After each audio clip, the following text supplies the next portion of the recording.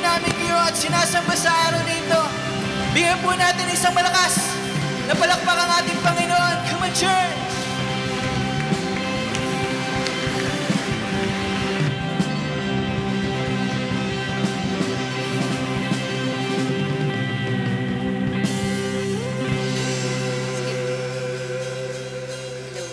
Sige po, manalangin po tayo. Panginoon, dakila ka po, Lord God. Mula sa simula ng aming buhay hanggang sa dulo, Panginoong Diyos, dakila ka po, Lord God. Today, Lord, hanggang sa dulo ng aming buhay, hanggang sa aming salinlahi, Panginoong Diyos, dakila po kayo. Dakila po ang inyong pangalan, Lord God. And wala po kaming ibang nais, kundi parangalan, papurihan at itaas po kayo sa buhay na meron kami, Lord God. And today, this afternoon, Lord, we welcome you in this room. We welcome you in this place, God. Malaya po kayong makakilos sa buhay ng bawat isa sa amin, O God. I pray that your Spirit, Lord God, will transform us and change us, Lord God, into your image, into your likeness, Lord God, until we attain the full measure ng kung sino po kayo sa buhay ng bawat isa sa amin. God, we want you here. Ninanais po namin ang presensya nyo ngayon. At maging karapat-dapat po ang lugar na ito, ang buhay ng bawat isa sa amin, Lord God, para po kayo ay lumapit at pumarito sa lugar po na ito. Lord, we honor you. We praise you, O God. We lift your name, Lord. Ikaw po ang maparangalan at mapapurihan sa oras na ito. Purihin po kayo, Lord. Ito po yung aming prayers in Jesus' name. Amen. Sige po, pwede na po tayong maupo.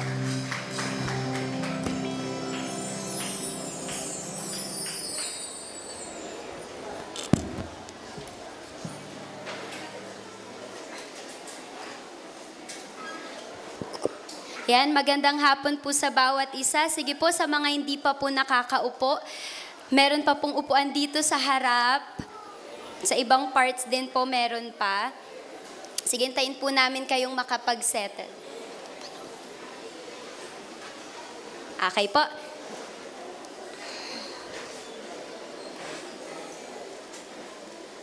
Sige po, ayan, wini-welcome po uli natin ang bawat isa. Sige po, pwede po bang sabihin mo sa katabi mo, welcome sa TGCCM? Ayan, masaya po kami na makita ang bawat isa sa atin ngayon sa araw na ito. Sige po, marami pa pong walang upuan sa likod. Tutulungan po tayo ng mga ushers natin na makarating po sa ating, sa mga spaces po na pwede pang maupuan. Okay po, good afternoon po sa bawat isa. Ngayon po, tayo po ay sama-sama ulit mag-aaral at makikinig po sa salita ng Panginoong Diyos. At ngayon po, ang atin pong pag-aaralan ay about dito, one Father raised to be like Christ. Ito po ang ating topic. Pero bago po yan, ito pong topic na to, meron po kasi tayong bagong series. And yung series po natin, sige next slide, ito po yon. So sa mga susunod na linggo, ito po ang pag-aaralan natin. The King's Plan for Family Restoration. So sa mga nagdaang time na pag-aralan natin about sa risen King, sa pagdating ng Panginoong Diyos, how we will be ready sa kanyang pagdating. Ngayon, napakaganda po na ang isa sa i-cater naman natin bilang church ay patungkol sa pamilya. At ito pong topic na to, yung One Father raised to be like Christ, ito po ang pauna or introduction sa mga susunod na linggo po na ating mapag-aaralan. So, ayan po. Ngayon, umpisahan na po natin. Ang family, lahat po dito belong sa isang pamilya. Lahat po, no? Parte tayo ng pamilya. Kasi po ang family ay idea ng Diyos. Hindi siya invention ng sino mang tao lang. Pero family is God's idea. Kung mapapansin po ninyo, before government, school, churches, or nations existed, ang unang in-establish ng Lord ay family. Diba mapapansin nyo, bago niya in-establish ang bansang ito, bago niya in-establish ang church, ang una niyang binild, family talaga. So, nagsimula ang story of humanity with a family. Sa Genesis 2:24, dito po natin yun makikita. And marahil yung ilan sa atin, nabasa na po yung Genesis, kung paano nag-start, kinreate ng Lord, ganyan, ang heaven, ang earth, ang mga hayop, ang dagat, ang creation. Pero isa sa kinreate din ng Lord ay ang babae at ang lalaki. At makikita niyo po dito sa Genesis 2:24, dito sinabi ng Lord na, "Therefore, a man shall leave his father and mother and hold fast to his wife." So dito po, pinatukoy ng Lord ang pagpapamilya. Ngayon, ulitin ko lang po, ang family ang first institution na kinreate ng Lord. Dinesign ng Lord na bawat isa sa atin ay ma-place sa isang family. So ulitin ko, hindi siya kinreate lang ng kahit na sino sa atin, pero ang Lord mismo ang nag-design ng family. And mababasa po natin, kahit magbasa pa po tayo sa Bible, God works through families talaga. Kung maalala niyo po ang family ni Noah, ni Abraham, ni Isaac, family ni Jacob, family ni David, ultimately, the family of the Lord Jesus Christ, lahat po yun, nag-work ang Lord sa mga pamilya na yon. So, makikita lang po natin na ang Lord talaga, siya ang nag-design kung saan po ang bawat isa sa atin or kung saan tayo ilalagay. At yun ang family. Pero sa Genesis 3, nung kinreate po ng Lord ang family, alam natin na sa Genesis 3, dumating ang kasalanan. Sin enters. And immediately, ang family nagsimulang mag-break. Ang kauna-unahan pong conflict na nangyari sa scripture, after the fall, after nung kasalanan ni Adam and Eve within the family. Alam niyo po ba kung ano yun? Di ba after magkasala ni Adam and Eve, ganyan. Next nun, may first conflict na nangyari sa scripture. At nagsimula yon within a family. At yun po ay makikita natin sa Genesis 4, wherein si Cain, pinatay niya ang kanyang kapatid na si Abel. So makikita natin na dahil nga ang family ay ordained by God, dahil ang family ay kinreate ng Panginoong Diyos, the enemy has been doing so many things to break families. Kasi po, di ba, kung ang enemy, narinig ko lang din to sa mga conferences, kung ang enemy, sisirain niya ang nation at sisirain niya ang mga lipunan, ang una niyang sisirain ng family. Kasi family ang basic unit ng lipunan. And ng lipunan, ang bubuin nun, nation. So hindi na siya mahihirapan na masira ang bansa at ang lipunan kapag ang una niyang sinira, pamilya. Di ba po? Nagigets natin. And alam po ninyo, the enemy declared war over family. Ano yung mga ginagawa niya? Mga batas na pinapatupad para masira ang sanctity of family, na babae at lalaki, ganyan. Anong ginawa ng enemy? Divorce. Nagpapatupad ng divorce kung saan kapag nag-asawa na kayo, pwede kayong maghiwalay. O kaya, ang marriage naman, pwede ng optional na daw. Para mas efficient, wag na lang magpakasal, pero pwedeng magsama. Tapos pwede din pinapatupad abortion. Meron ding mga parents na ina-abandon na nila yung roles nila of authority over their families. Mga parents na iniiwanan yung mga anak, ganyan. So, ang enemy, ang daming ginagawang way para lang masira itong kinreate ng Lord na family. Aside doon, may child abuse na rin na nagaganap, may mga casual sex na okay lang naman, pwedeng gawin kahit outside marriage, na hindi according sa design ng Lord. Meron ding normalization of homosexuality and same-sex marriage na hindi din kinreate ng Lord. Kanina yun yung in-emphasize ni Pastor Gino, na ang kinreate ng Lord, babae at lalaki, na ikakasal at bubuo ng isang pamilya. Okay po? So, ganun yung creation ng Lord. Tapos, nagkakaroon pa ng mga sterilization programs.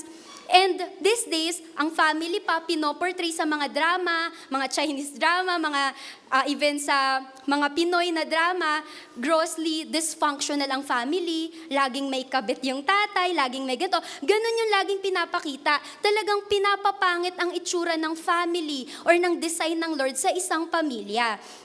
At ang lahat ng ito, and many more of all like this, direct attack siya sa sanctity ng family. Di ba po, napapansin natin, ang enemy nagdo-double time to break families. Kasi nga po, yun lang ang tanging way para sira ang lipunan, sira ang nation. Only kapag in-attack family. Okay po, nagigets natin. At ang battle na to, yung mga battle in society ngayon, lahat yun, battle for our family. Yun yung ginagawa ng kaaway. Also, anything na iaalaw natin sa lipunan will directly attack our family, even the next generation. Di ba po, nakikita natin, ang akala lang natin normal na to, kasi tumatalino na ang tao, ang dami ng invention, ang dami ng ginagawa, but we can see na ito talaga attack ng enemy para masira ang sanctity of family. Sige po, tingnan natin sa Ephesians 5:2-3. And walk in the way, ito pa ang utos ni Paul, and walk in the way of love, just as Christ loved us and gave himself up for us as a fragrant offering and sacrifice to God. But among you, there must not be even a hint of sexual immorality or of any kind of impurity. Pero ito ang direct attack ng kaaway sa family. Pwede nang impure, pwede nang immoral ang mga tao inside ng family, even pagbuo ng pamilya. And I know all of us related tayo dito because we're part of a family. And somehow, some way, we're part of that family na dysfunctional. Meron dito nanggaling sa family na broken, meron dito nanggaling sa family na perfect or buo, ganyan, or nanggaling sa family na divided, nanggaling sa family na lola at lolo lang yung nagpalaki. I know every one of us, ganun yung nangyari, and we are experiencing yung kilos ng kaaway inside of our family. Pero, sige, next slide. Kaya ito yung topic natin. I really see this as something na way ng Lord to really restore family inside church. Na hindi na lang to all about conquest, all about going outside, ganyan. Pero makita natin yung halaga, even ng family natin, unbeliever man sila or believer. Ngayon sabi dyan, no matter where we came from a decent family or a broken one, no one is beyond repair and restoration when Christ comes. And this is our hope, mga kapatid. Kahit pa tayo ay nanggaling sa isang dissenting pamilya or broken na family, walang beyond sa restoration and pagre-repair ng Lord kung si Lord Jesus Christ na ay nasa buhay mo. Because God restores. Next slide. Whether we came from a loving family, a divided or broken family, a fatherless home, or a family full of conflict, there is hope because God restores. So mga kapatid, kung at some point of our lives, we are having resentment for the family that we came from, I want you to know that the Lord restores. At kaya niyang i-restore ito with extreme restoration. Ganong restoration. And nung bata pa ako sa faith, ito yung lagi kong napapakinggan sa mga conferences na attendan namin. I think di pa ako nag-encounter nito, pero natatandaan ko to, nagre-ring to sa ear ko. Sige, next slide. You cannot change your past, but you can change your future. Mga kapatid, hindi na natin problema at wala na sa atin kung nanggaling tayo sa isang pamilyang hindi maganda or sabihin natin hindi ideal sa mundong to. But with the direction of the Lord, you can change your future. Okay, and we are the future of this generation. Tayong nandito sa church na to, tayo ang pag-asa ng bansang Pilipinas. Ang akala lang po na, sabi pa doon ni Bishop Oriel, na kapag may naligtas tayong isang kaluluwa sa eskwelahan, isang pamilya ang naliligtas natin. Because for sure, that student will share the gospel to the whole family. Gets po natin? So, maybe it's not true na you cannot have a good and bright future just because sa past na pinanggalingan mo. Kasi, nung namatay si Jesus on the cross, kasama niyang binayaran na magkaroon ka ng isang magandang buhay. At sa magandang buhay na yun, kasama ang pamilya in Him. Okay? Gets po natin? So, ngayon, pwede ding isipin natin na privilege yung taong yun kasi napunta siya sa isang good family. In a sense, it might have some truth to it. Pero as a Christian and disciples, next slide, every single one born to the Lord is privileged. Okay po, kapag ikaw ay isinilang na sa kingdom of God, you're privileged enough because your Father is the Father in heaven. Okay po yon? Naintindihan po natin yon? So, isang malaking pagpapasalamat natin na tayo ay naligtas. Isang malaking pagpapasalamat na may buhay na walang hanggan. And actually, you don't just gain eternal life, you gain a Father in heaven. That's why you're privileged as well. Okay po? Kaya, pwede bang somehow, at some point of our lives, if we have this resentment for the family na pinanggalingan natin, we don't look down on ourselves, we don't belittle ourselves because ang Lord nagpaplano ng restoration. And actually, ang Panginoong Diyos din, nilagay ka dyan for a purpose, for a reason. And later po, pag-aaralan pa din natin yon. Kailangan lang ng bawat isa sa atin makabalik sa original design. Kailangan we have to go back na tayo ulit ay makabalik bilang isang anak ng Diyos. And we will see that. At makikita po ninyo, ang Lord sa gospel din, makita niyo po yung buhay nila. Abraham, Jacob, they're part of a family as well. Kay Abraham, yung family niya, ginamit din ng Lord sa kaligtasan ng ibang tao. Pero alam po ba ninyo, may dysfunction din sa family na yon between Sarah and Hagar na kanyang slave. And then kay Isaac naman, may favoritism among children. Kay Jacob naman, may deception, may jealousy, tapos binenta pa si Joseph nung mga kapatid niya. Kay David naman, may adultery, may rebellion, may division, nag-rape yung isang anak sa isang anak. Kung makikita natin, dysfunction tong mga family na to, or itong mga family na to, imperfect, yet God still worked through that family. Kasi kaya po yun ng Lord. The Lord, ang Lord nagwo-work din siya sa family na okay, pero the Lord can actually work as well in an imperfect and in a family na somehow hindi ideal sa world na to. Okay po? Kaya, next slide po, sabi dyan, no family history is greater than God's grace for His people. Walang beyond sa biyaya ng Diyos, lahat sakop, even your family history. Kayang baguhin niya ng Lord, or kung hindi man niya mabago yung past mo, there's a future waiting for you, a bright future waiting for you to change everything. Okay po? And one thing I'm sure of, God can bring redemption through broken people and broken families. Kaya ng Lord mag-restore. Kaya I'm really blessed na may gantong topic tayo sa church. For us to see that our family is important as well. And yan, later po pag-uusapan natin. And di ba po, it is true na somehow na-influence tayo ng family natin, ganyan, in many ways. Na-influence tayo sa paggawa ng hindi tama kasi nakikita natin nagmumura, ganyan. O kaya gumagawa ng mali, tas yun yung character and attitude na nagaya mo. Pwedeng ganon. Pero pag born again ka na, something incredible happened to you. May malaking bagay na nagbago na sa buhay mo. So hindi ka na yung past mo. Yun yung sabi ko kanina, next slide, we gain more than forgiveness and eternal life. We gain a Father. Hindi lang tayo, yung pagiging born again, hindi lang yan nakaranas ka ng pagpapatawad mula sa Diyos. Hindi lang din yan nakaranas ka ng buhay na walang hanggan mula sa Diyos. What you gain is a Father. And because of that, kahit imperfect yung father mo here on earth, kahit pa yung father mo dito, kunyari naiwanan ka, absent mentally, o kaya absent siya sa buhay mo, ganyan, but I want you to know that you gain a father nung na-born again ka. Kaya hindi ka na fatherless. Kasi meron kang tatay in heaven. Sige po. Next, sabi dyan sa John 1:12, sabi dyan po, to all who receive Him, He gave the right to become children of God. So sa lahat daw ng tinanggap ang Panginoong Diyos bilang iyong tagapagligtas, nagkaroon ka na ng karapatan matawag na anak ng Diyos. Kaya kung ikaw ay natanggap na ang Lord Jesus Christ bilang Lord and Savior mo, anak ka na ng Lord. Okay, not everyone. Yung mga outside na sinasabi nilang daughter of God, most high, yun yung bio nila sa Facebook, ganyan, pero hindi sila nakatanggap kay Lord talaga.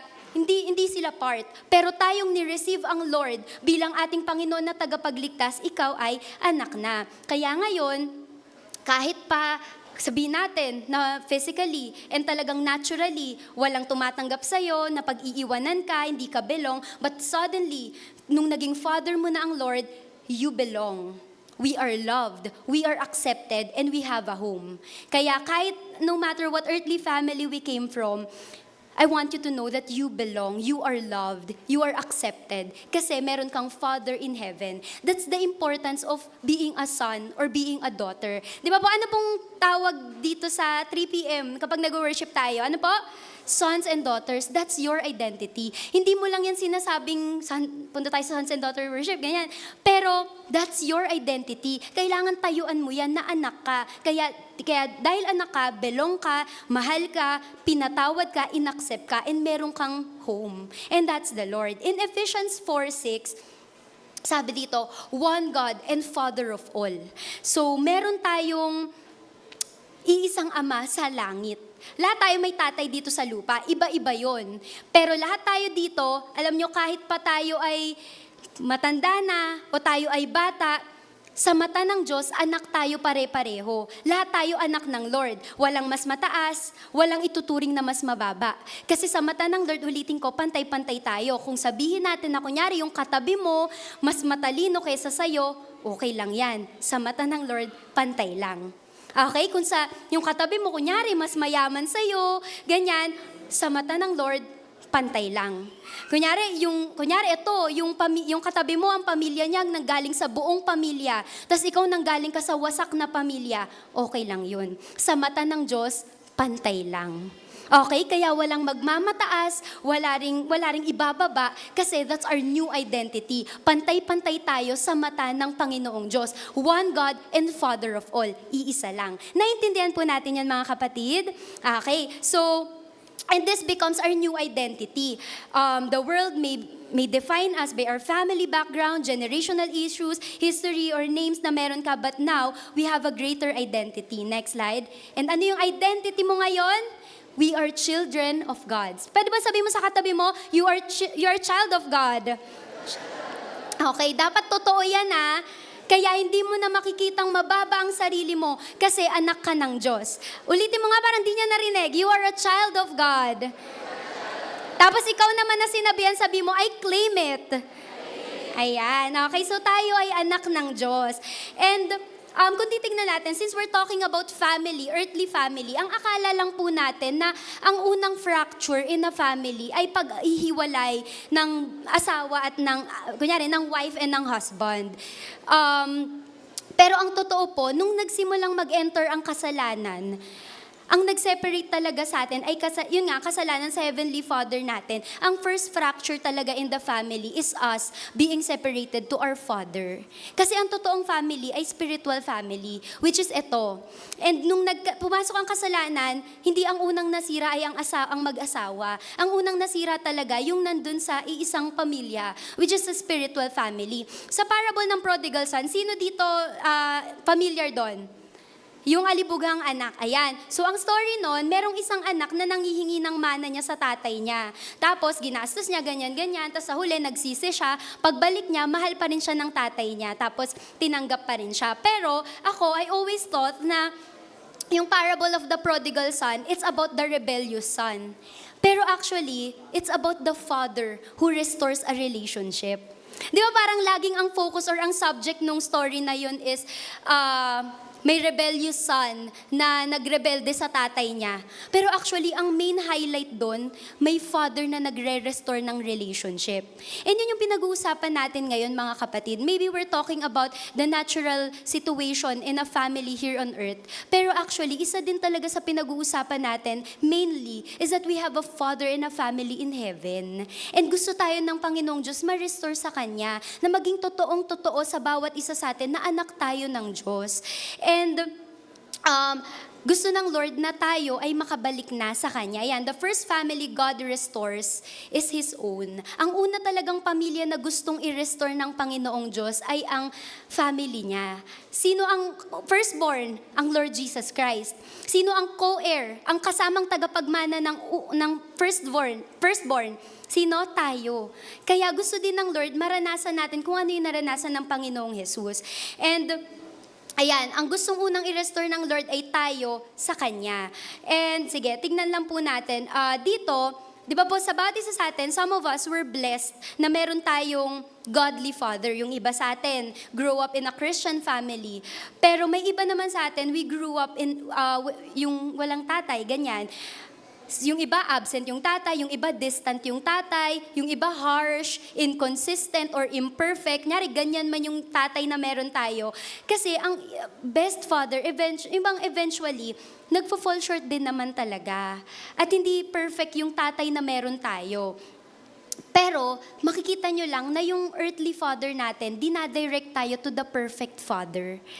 Diba? Kasi pwede tayo mag-isip na sana hindi na lang siya. Kunyari lang, sana hindi na lang siya yung naging tatay ko, ganyan. Pero eventually, you will see na ang lahat ng to nagfo-fall na dinadirect ka at natignan mo yung perfect father na meron ka in heaven. Because we can know this good God, yung good father na meron tayo. And every one of us, we can confidently walk knowing na I have a father. So kung sino man dito, kunyari, we have resentment with our dad, andyan, present, pero actually wala naman talaga, hindi naibigay yung care and love na gusto mo, pero we can walk confidently kasi meron ka namang Father in heaven na mahal ka. At ito po, ipapaalala ko po sa inyo kung sino siya bilang Father. Number 1, God our Father is our security.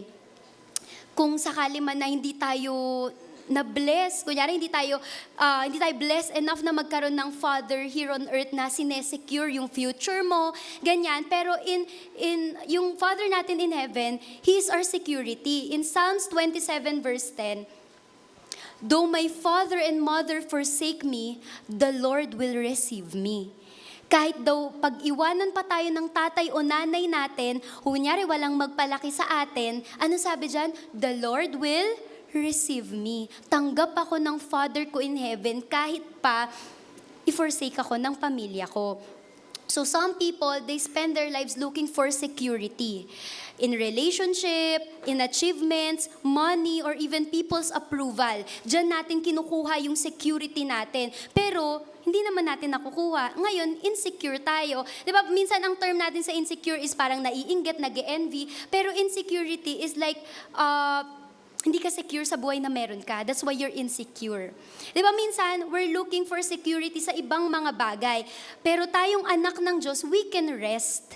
Hindi dahil alam na natin kung anong mangyayari, but because we have a Father in heaven and He knows everything. He knows our future. Kaya secured tayo. So sige, sabihin na natin na yung Father natin ngayon, hindi tayo masecure, ganyan. Pero again, we have a Father in heaven na sinesecure even yung future natin. Kaya sa atin ngayon, no more sense of insecurity. Hindi na tayo insecure. Hindi yun lang naiinggit pero yung wala na sa atin yung sense of insecurity. We are secured because na kay Lord tayo. Okay po ba yun? Malinaw po sa atin na tayo ay puno, tayo ay buo kasi nasa Lord tayo. Even if our earthly fathers, if fail tayo, ang Heavenly Father natin never kang ia-abandon. Okay po, nagigets po natin. So let's not forget, kapag ikaw ay anak, secured ka. Kasi meron kang Father in heaven. Next po, I want to remind you that God, our Father in heaven, is also our provider.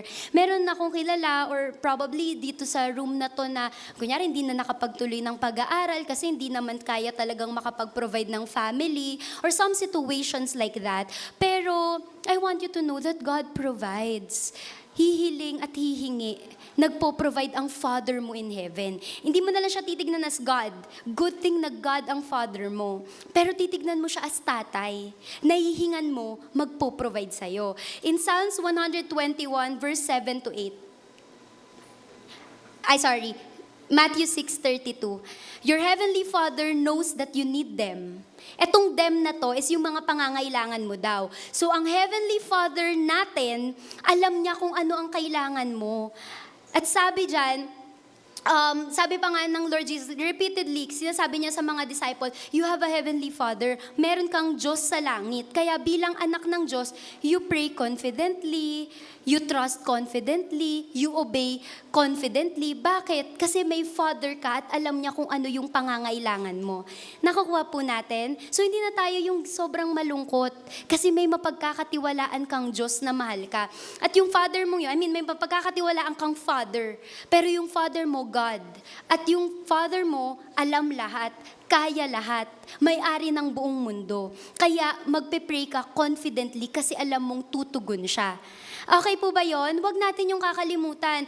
Tinatawag natin ang sarili natin bilang sons and daughters of God Most High, then live it out. Anak ka, makahingi ka sa Diyos, provider kasi siya. Okay po? Next, ang Diyos din ay ang ating protector. In Psalms 121, 7 to 8, the Lord, your Father, will watch over your coming and going, both now and forevermore. Ang ganda po, di ba? Ang Father mo in heaven, He will watch over you. Babantayan, igagard ka niya, your coming and your going, nakatingin siya sa'yo both now and forevermore. Ito po yung Father mo in heaven, your protector. And di ba many of us, we feel like we're alone in the journey ng buhay natin. Pero again, ang mga Kristiyano, hindi lumalakad mag-isa because you have a Father in heaven who watches over you. Okay po? Ano po ulit yung una? Our Father is our security. Pangalawa, God is our provider. Pangatlo, God is our protector. Clear po yun sa atin. Kung ikaw ay anak, live it out. Anak ako ng Diyos, confidently, kaya kong humingi. Kasi magpo-provide siya. Secured ako kasi protector ko siya. And isa pa, yun nga, secured ka kasi ang security natin ay nasa Lord din. Okay po ba yun? And yung isa pa, ito maganda, God is the source of our identity. In 1 John 3:1, says there, "See what a great love the Father has lavished on us, that we should be called children of God." Ang isa sa greatest wounds na pwede nating i-carry ay nagmula talaga sa family.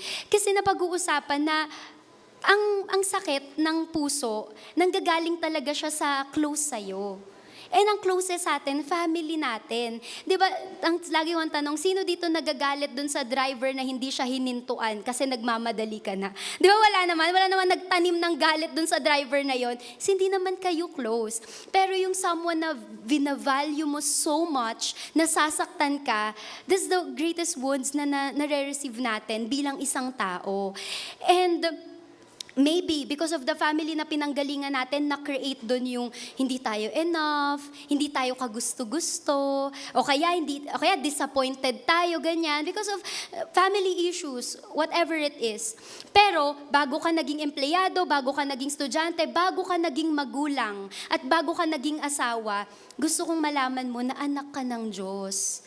Anak ka ng Diyos, kahit pa sabihin natin, kunyari, lola ka na, ganyan, anak ka pa rin ng Diyos, pwede ka pa rin manghingi sa Kanya. Sabihin natin, ikaw yung provider ng family, pwede ka pa rin manghingi sa Father mo kahit anong edad na meron ka, kasi yan yung identity mo. And I hope every one of us, hindi natin yun malimutan.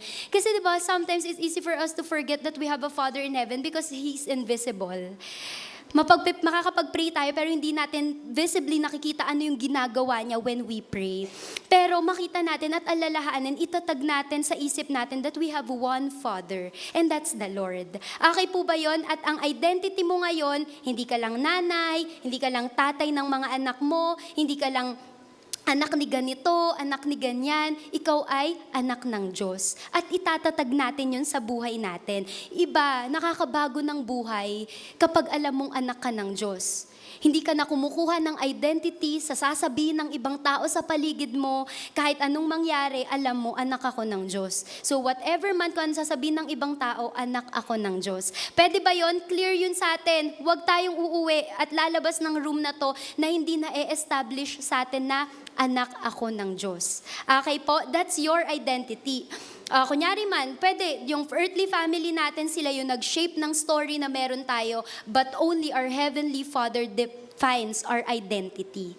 Walang ibang pwedeng mag-define nito kundi ang Diyos lang. Okay? Pwedeng may mga itapon sa atin na identity ang kaaway, pero let's be so sure na kahit anong mangyari, ang identity ko, anak ako ng Diyos. Okay? So ngayon, ang most important thing about us is where do we belong? At we belong in the family of God. So because we have one Father, we can walk as confident sons and daughters kasi una, secure tayo. He will never leave us. Pangalawa, nagtitiwala tayo kasi God faithfully provides. Pangatlo, courageous because pinoprotect niya tayo and wina-watch over niya tayo. And pang-apat, confident kasi ang identity natin ay kanino matatagpuan? Kay Lord.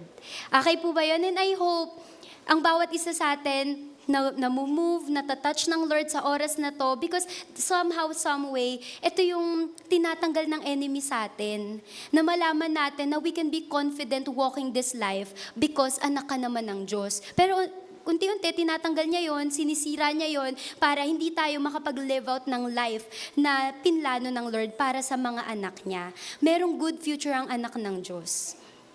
Okay po? So hindi na nakabase sa nangyari sa buhay niya.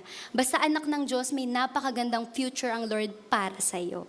Okay po ba yon? Clear po yun sa atin. So ngayon, aside sa pag-aaralan natin na meron tayong one Father, next naman na isang pag-aaralan natin, yung race to be like Christ. 'Di ba po, clear sa atin na iisa lang ang tatay natin, which is ang Father in heaven. Pero meron tayong kapatid. Ang kauna-unahang anak sa family of the Lord. Sino yon? Ang Lord Jesus Christ. At di ba meron ding verse, hindi ko lang po nakuha, pero meron ding verse na sinasabing, we are co-heir with Christ. Tayo ay kasamang tagapagmana ni Jesus. Kasi tayo ay kapatid. Tayo ay kapatid ng Lord. Ngayon, inadapt tayo ng Lord, sinama na tayo ng Lord sa family of God, hindi lang para maligtas, pero sinama rin tayo sa family of God para tayo ay matransform. Para tayo ay maging kamukha ng firstborn, which is ang Lord Jesus Christ. Kunyari, ang isang di ba, ang isang anak, laging nire-resemble nila ang parents nila. Spiritually, ang children of God, increasingly, nire-resemble din ang Lord Jesus Christ. Ang gusto ng Lord, kapag tinignan tayo ng tao, tayong mga anak niya, masasabi nilang, you remind me of Jesus. Kasi ganyan ang ugali ng nasa loob ng kingdom of God. Nasa loob ng family of God. And sa Romans 8:29, sabi dyan, we are predestined to be conformed to the image of His Son. Sino yung firstborn na yon? Si Lord Jesus Christ. At ang Lord Jesus Christ, hindi lang natin siya Savior, pero siya din ang example natin. At dito na yun, na ang family restoration nagsisimula dito. Sa pagiging katulad ng Lord Jesus Christ. Paano ate Den? Paano siya, ang family restoration starts here, na being like Jesus. Ang goal ng Lord sa bawat isa sa atin, na sa lahat ng relationship natin, especially inside the family, magiging katulad tayo ni Jesus. Paano ba si Jesus? To become like Jesus means, we are obedient like Him. We are humble like Jesus. We are very loving like the Lord Jesus Christ. We are faithful like Jesus. We are submissive like the Lord Jesus Christ. And alam natin na ang Christianity, hindi lang nag-a-avoid ka ng kasalanan. Pero ang gusto ng Lord, magiging katulad ka ng Lord Jesus Christ. And alam nyo, pag lahat tayo naging katulad na ng Lord Jesus Christ, lahat tayo, or as we become like the Lord Jesus Christ, better husbands emerge. Kasi obedient na eh. O kaya kasi submissive na eh. Yung isa, humble na eh. So within a family, kapag merong Christ-likeness, doon nagsisimula ang family restoration. Paano mare-restore ang family? Kunyari sa bati sa atin, paano mare-restore or madadala mo yung family mo sa church? Kunyaring walang naman nagbabago sa'yo. 'Di ba? Kung sa loob naman ng tahanan may pagbabago, lahat tayo magiging katulad ng Lord Jesus Christ, anong mangyayari? Family restoration. That's why the Lord is raising us to be like the Lord Jesus Christ. And with this, ang fruit of Christ-likeness is family restoration as well. Yun ang first move ng Lord. Di ba sometimes we pray miraculously, Lord, restore mo na yung family ko. Pero first, kailangan maging katulad muna tayo ng Lord Jesus Christ. In the way we speak, in the way we think, in the way tayong mag-forgive, in the way tayong magpakababa sa loob ng tahanan. Ganun po ang nais ng Lord. And because of that, yun nga, better husbands emerge, better wives emerge, better parents emerge, better children nag-e-emerge. And pag nangyari yon, ang marriages nagbabago, ang parentings nagbabago, ang sibling relationships nagbabago, ang buong tahanan nagbabago. Kasi Christ-like ang lahat ng nasa loob ng tahanan. Naiintindihan po natin. That's why it starts with us.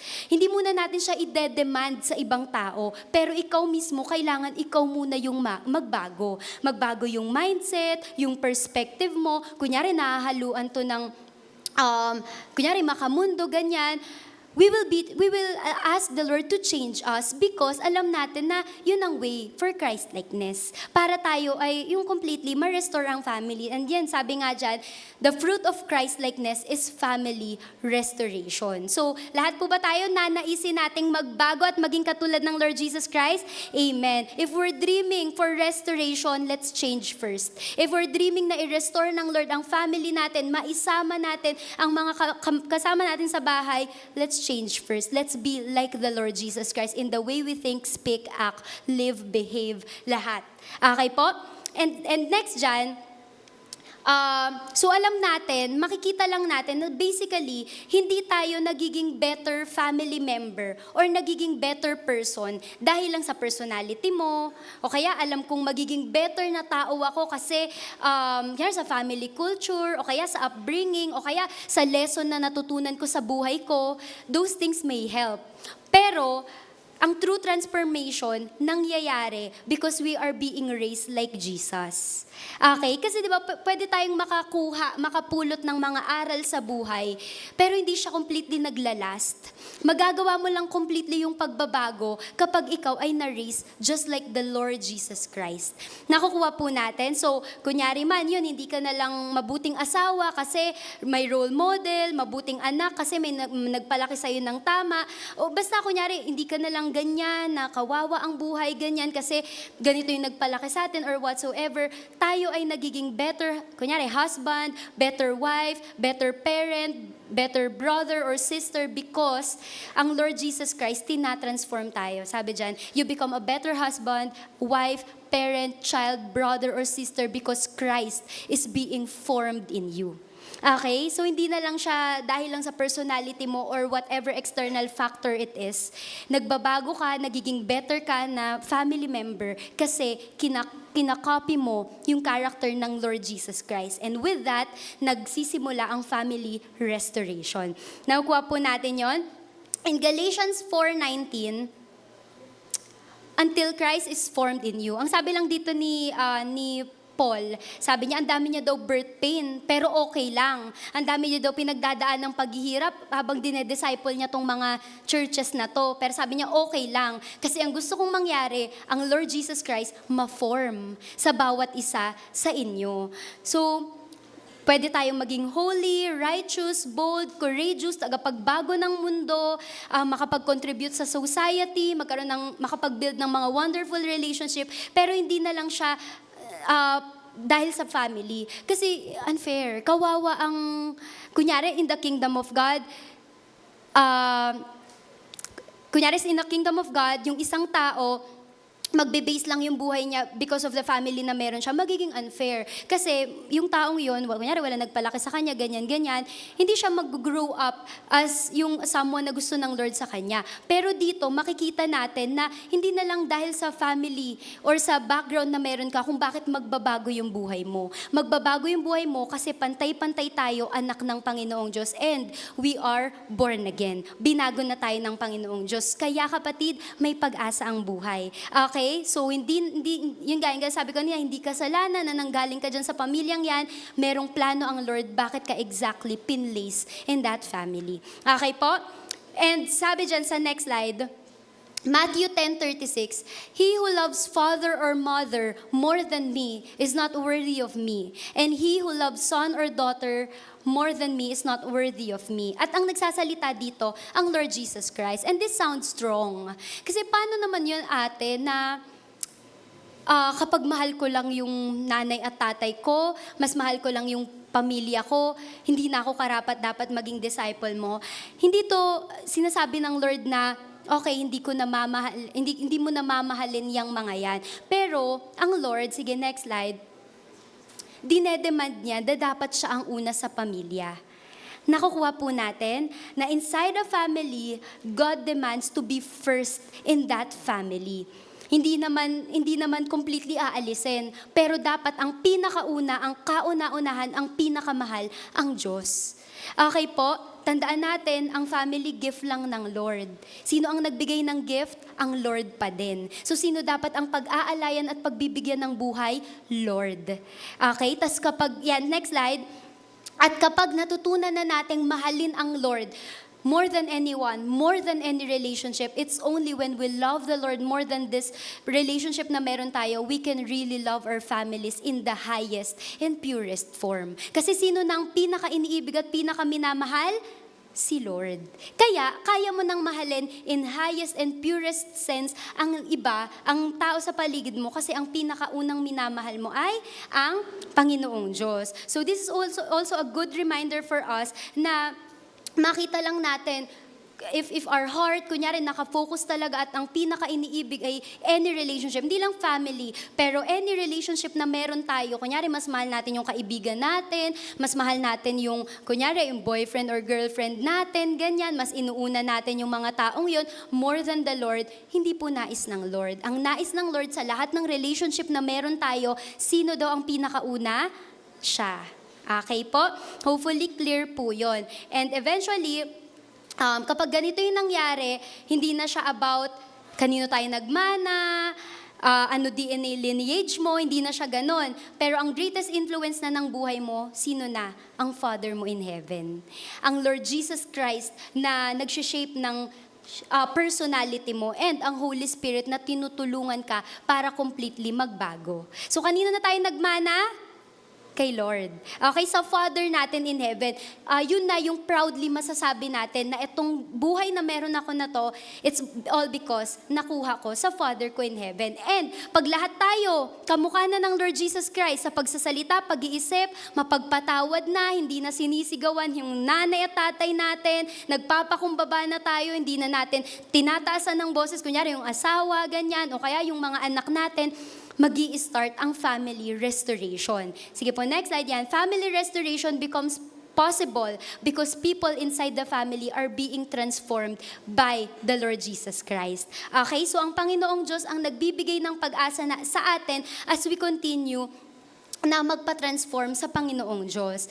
And ang only way para din ma-restore ang family natin, dapat yung mga individuals sa family, magbago rin muna talaga para ma-receive natin ang restoration within the family. So I hope tayong mga nandito sa church, tayo ang mas nakakakilala sa Lord. Kunyari, ang family member natin hindi pa nakakakilala, hindi pa sila ligtas, tayo at ang buhay natin ang gagamitin ng Lord para sila din ay maligtas at makakilala.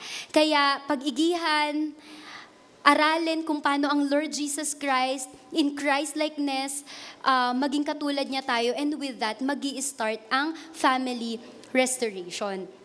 So, sige po, sa end na natin, sabi lang dyan sa next slide, no family is beyond God's restoration. Ulitin ko lang, kahit saang family ka nang galing, kahit saan ka lumaki, it's something that you will not resent to. Hindi siya something na ikalulungkot mo. Kung saan ka nang galing, hindi rin yan something na tataas natin, ganyan, bilang disciple. In all the good and the bad, ito yung sinasabi ko sa mga tinuturuan ko as well, in all the good and the bad, in your privilegedness or in your brokenness, sa family na pinanggalingan mo, sa anong DNA or genes na meron ka, sa legacy or sa wounds na naranasan mo, whether we like it or not, ang sovereignty ng Lord, nilagay ka dyan for a specific purpose. Gets po natin? So, wala nang magki-question sa Lord, bakit ako nilagay sa gantong family? Because may plano ang Lord, ba't ka andyan? For a big, big purpose, kaya ka nilagay ng Lord sa family na yan. At kapag ang Lord na ang naging center ng buhay natin, makikita natin na everything na pinagdaanan mo sa buhay, everything na naranasan mo, lahat ng to magagamit sa tao na gusto ng Lord mangyari sa buhay mo for His glory and for His plans as well. And maybe, ang greatest problem, hindi sa family lang natin, ganyan. Pero maybe our greatest need is makabalik talaga sa Father natin. Maybe we have to be like a child again, na makita, maybe like a child again, in His image, in likeness of the Lord, na makita natin na kailangan uli natin ng Panginoong Diyos. Maybe lumaki tayong matapang enough, ganyan, tapos kinakaya ang lahat ng bagay, self-sufficient. Syempre, ang mundo talagang pinapatronize ang mga self-sufficient na tao, ganyan. Pero ang gusto ng Lord, makapagtiwala ka sa Kanya. At makita natin na siya ang Father mo. At yung sabi nga doon, ang Father mo in heaven, hindi ka lang niya sinasabing, sige, lapit ka sa akin, but He is encouraging you na tawagin mo siyang Father again.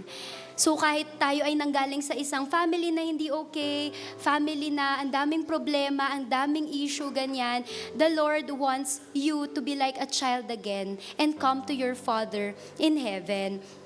And I'm fully aware na very, very high percentage in this room, nagmula sa isang family na broken, nagmula sa isang family na incomplete, o kaya fatherless, or full of conflict kind of family.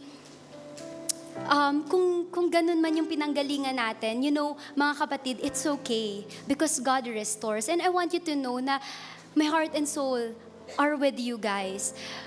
And I know na it's not hidden sa Bawat Isa because that has been my testimony that I came from a broken family.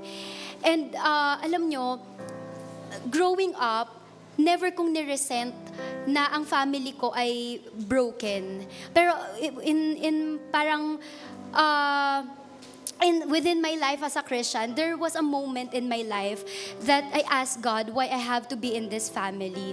Pero it's been very clear, and ang Lord completely nire-reassure niya ako na may purpose kung bakit kailangan. And the members that I've been working with, or like yung mga cell members na meron ako, they also came from a broken family. And that testimony, and the testimony that the Lord has given me, is the same testimony that giving them the hope na kayang magbago ng Panginoong Diyos. So there was a time in my life, I repent, and then I told God na, Lord, even if dumating ang time, nagsasabihin mo kung gusto kong baguhin yung buhay ko at yung family na pinanggalingan ko, okay na ako, Lord. Only if this life will be used for the bigger purpose and for the glory of the Lord. So if at some point of your life, nanggaling ka sa isang pamilya na hindi okay, kung nanggaling ka sa pamilya na hindi talaga maayos, growing up wala kang role model, ganyan, and growing up distant sa'yo ang family mo or whatsoever, you are no longer defined by that past. Kasi bago ka na at ang tatay mo ay nasa langit. Okay? Kaya kayang ma-restore ang family mo. O sabihin na natin na hindi ma-restore ngayon. Kunyari, kasi wala ka ng nanay talaga, paano pa mabubuo yung pamilya mo? O kaya wala na yung tatay mo talaga, paano pa mabubuo? Pero I want you to know, you cannot change your past, but you can change your future with the help of the Lord. Ikaw na lang ang magde-decide.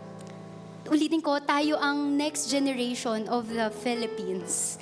Ang mga nandito. Kaya one of our desire is mawin yung mga nasa schools. Kasi yan ang mga future leader ng bansa eh. Kapag nakakilala sila sa Lord Jesus Christ, merong mga leader sa bansa na isusulong ang katapatan sa Panginoong Diyos at ang pagtupad sa law of the Lord. And that's our goal.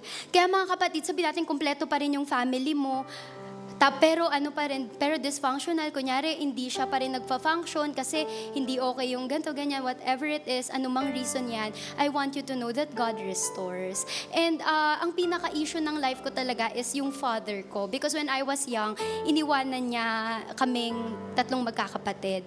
And it's very painful, especially sa sa 2 kapatid. Kasi Kristiyano na ako nun, so hindi na siya heavy on my end. Pero, alam niyo po, yung dad ko, nakapag-encounter siya. There was a time kasi, yung mga kapatid ko, ayaw nila sa dad ko. So, talagang tinitreat nila the way he deserves na i-treat. Pero ako, kasi nakapag-encounter na ako nung time na yon, okay ako sa kanya. Tapos minsan sabi ng mga ate ko, kasi bait ka pa sa kanya, kaya kala niya okay lang, na ganito na yan, ganyan. Tapos, yung ganong attitude, isang beses sabi ko, alis kami, labas kami, dinner, ganyan. Tapos sabi ko, pa, okay lang yun, na-forgive na kita, ganyan, ganyan. And that's the same day, or like that moment, sinabi niya, parang ano bang meron sa akin na hindi ako nag-resent sa kanya. So, I invited him to church and agad-agad nag-join siya kasi nakita niya yung pagbabago. Tapos, hindi lang yun. Nung nakapag-church ang papa ko, pumunta siya dito sa church, tas ang dali na nagbago yung buhay niya. Hindi pa siya nag-encounter noon, tinigil niya na yung mga vices niya, pumupunta kami sa relatives namin na mga kapatid niya, tapos niyayaya siya mag-inom. Hindi pa siya nag-encounter, nagugulat ako, hindi na siya nakikiinom. Tapos, sabi ko, umuwi na kami, kasama ko siya, nagta-travel kami, ganyan. Tapos sinasabi niya na, siniran ko nga yung tito mo eh. Tapos sabay sabi ko, nagbilib lang. Sabi niya, daw kasi, parang dating daan, ganyan. Tapos sinabi niya, hindi naman yan about religion. Basta alam niya na, ganyan. Sinasabi niya na yung mga truth about the Lord. So after noon, nag-encounter siya and nag-testify siya in an encounter. Tapos doon, special mention, ganyan-ganyan. Tapos sabi niya pa, sorry, ganyan sa lahat ng nagawa niya sa family namin. So, that seems very impossible to happen. But because of the grace of the Lord, it happened. Because God restores. And that's the testimony that I would want to tell you guys. Because indeed, glory to God, the Lord restores. Kaya, kung at some point ng buhay natin, we feel like, hindi kayang baguhin ng Lord, ganyan. Kaya ng Lord baguhin. Alam nyo nga, totoo na talagang the Lord has been using this testimony. That's why it's okay. Kahit hindi magbago, ganyan, yung buhay, ganyan. Kasi this is the testimony that I will tell proudly to other people because this gives glory to the Lord. Tapos nga po, last na, nung Friday ata yung last week, si Ate Ann nag-chat, ganyan. Tapos sabi niya, wala pa po kasi kaming line-up ng preachers, ganyan. Tapos sabi niya na, na ako daw yung magpipreach ngayon. Tapos, kasi medyo pagod dahil nga nag-practice kaming dance team, ganyan, ganyan. So sabi ko kay Ate Ann, hindi talaga ako nagno-no. Kapag sinabi ng authority ko na, kunyari ako magpipreach, alam kong si Lord nagsabi nun, so yes ako, ganyan. Yun po yung sa akin po ha. And then, sabi ni Ate Ann, in-honor niya. Sabi niya, okay then, sige, pahinga ka, ganyan, ganyan. So, hindi na, ganyan. Pero, 30 minutes after, then last na, ganyan. Baka lang gusto mong makita yung topic. Baka lang gusto mong makita yung, yung ipipreach, ganyan. Tapos, okay lang, sige, mag-no ka kapag, ganyan. So, kahit wag na, mag-no ka. Pero, tignan mo lang. Kasi pinagpipray ko, ganyan, ganyan. Tapos, alam niyo po, nung nakita ko ganyan, I said yes because I know that the Lord placed me in a position like this wherein my life has been through a lot, ganon. But it's okay because lahat naman for the glory of God. Ano pa bang reason ng buhay ko dito kundi mabigyan siya ng glory? And all of us, ganun sa atin. Kaya ulitin ko lang, kung ano mang family meron ka, I want to encourage you, the Lord restores. Hindi man ngayon, kung hindi man mangyari yun, sa pamilya na meron ka ngayon, may magandang future ang Lord sa iyo. In the future.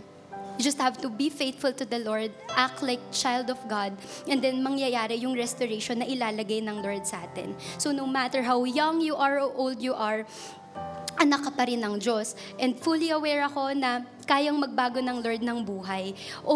Always for the glory of God. Kaya ako mga kapatid, I am praying, dream a good family in the future. Kung hindi yun yung family na meron ka ngayon, dream for a good family in the future.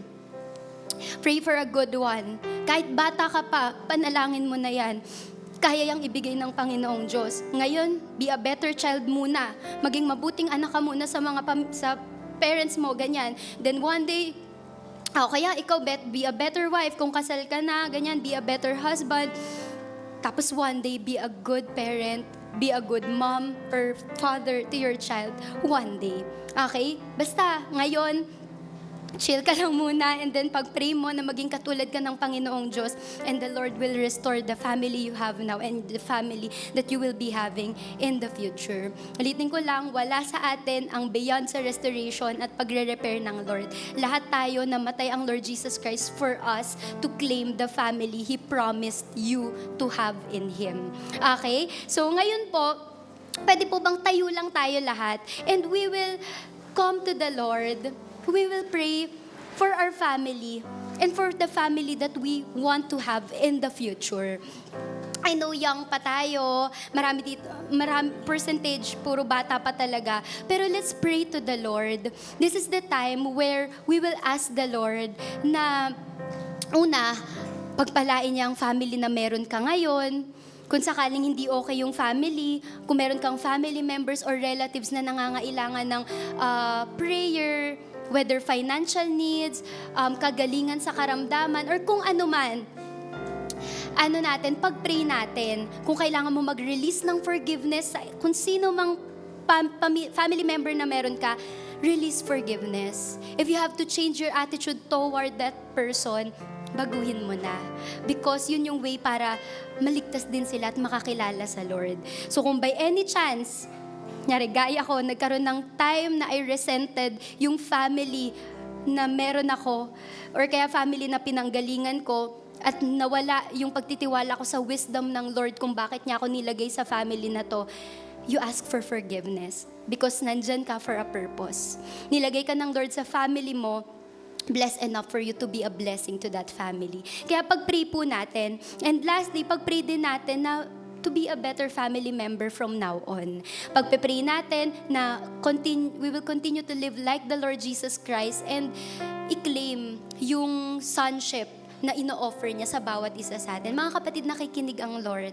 Alam ko may pangarap tayo na mapangyari sa family natin at family natin in the future. The Lord listens. Kaya ipag-pray natin and the Lord will really listen sa bawat isa sa atin. I am so sure of that. The Lord will answer those prayers. Sige po, let's pray mga kapatid. And i-close ko. Sige, let's pray. Open your lips. Come to the Lord. Pray.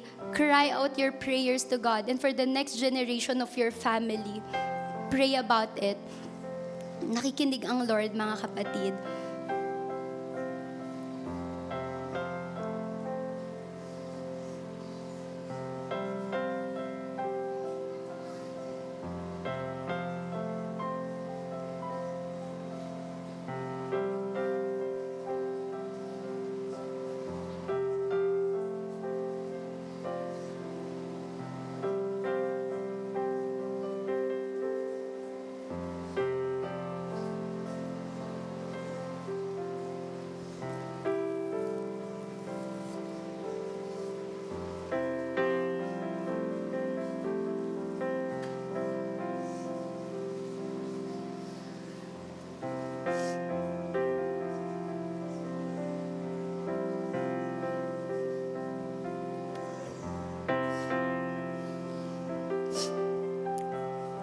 Our good Father in heaven, our good Lord, our Abba Father, the God who adopts us. Kahit pa po kilala nyo kami, kilala nyo lahat ng hindi magaganda sa buhay namin, alam nyo po lahat ng yun, Lord. Pero binigyan nyo po kami ng isang pag-asa, Lord God, more than the eternal life that we have, more than, Lord, sa forgiveness na na-receive namin from you. Lord, because of your goodness, we gain a Father. And Lord, alam niyo po yung pinagdadaanan ng mga kapatid ko. These wounded, broken young people who came from a family who may hurt yung bawat isa sa amin, Lord, who may hurted each one of us, Lord God. Pero ngayon, Panginoong Diyos, narinig niyo po yung prayer namin, Lord. Or we're praying for our family, Lord God. We pray for restoration of families right now, Lord. And I pray that every one of us, Lord, will be challenged, oh God, na madala yung pamilya namin dito first by being raised like you. Like you, Lord Jesus Christ, in the way you speak, in the way you act, in the way you live, in the way na nagpatawad po kayo, in the way you treat other people. God, I pray because of that, our family will be saved. And God, nakita niyo po yung prayer din namin, narinig po ninyo yung prayer namin for our family in the future. Lord, I pray sa napakagandang future for every one of us here. I pray, Lord God, yung mga nakain ng locust, Lord, magigain namin, Panginoon, 10 times than that, Lord God. Yung nawala po sa amin, ibabalik po ninyo. And this restoration is an extreme restoration from you, O God. And we claim that, Panginoong Diyos. We pray, Lord God, sa family members po namin na may sakit, Panginoong Diyos, ikaw pang magkaloob ng kagalingan. Lord, sa nangangailangan po financially, Lord, magkaloob po kayo financially, Lord God. Emotionally, mentally, Panginoong Diyos, kayo po ang magkaloob, Panginoong Diyos. At kung meron pong restoration ng relationship, kung meron pong nagkasira, kung meron pong mga kapatid, Lord God, na nagkaaway-away, I pray, Lord God, restoration in the name of Jesus. I pray, Panginoong Diyos, na ang lahat ng panalangin namin ay inyo pong dinggin. And God, we're asking for forgiveness if by some point ng buhay namin, Lord God, nagbago po yung tingin namin sa kung ano nga ba ang isang pamilya.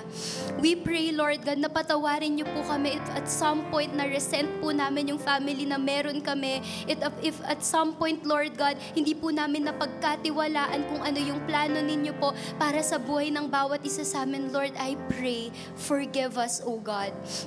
And right now, pinagpipray ko po, hayaan po ninyo ang bawat isa, Lord, na kami po ay maging kamukha ninyo. And when we act like you, when Christ-likeness enters sa buhay po namin, family restoration will start, oh God. Lord, we believe in you. We thank you for the privilege na matawag pong anak ninyo. And God, we will live it out. Kami po ay tunay na anak ninyo. Kami po ay anak ninyo, Lord God. At kami po ay patuloy na lalakad dito sa tawag po ninyo sa amin. And I pray, Lord God, lahat po kami makalakad sa purpose na nilagay niyo po sa buhay namin. San man kami nanggaling, Lord God, anumang pagdaanan namin sa buhay na to, Lord, gamitin po ninyo para sa inyong karangalan at para po sa inyong kapurihan.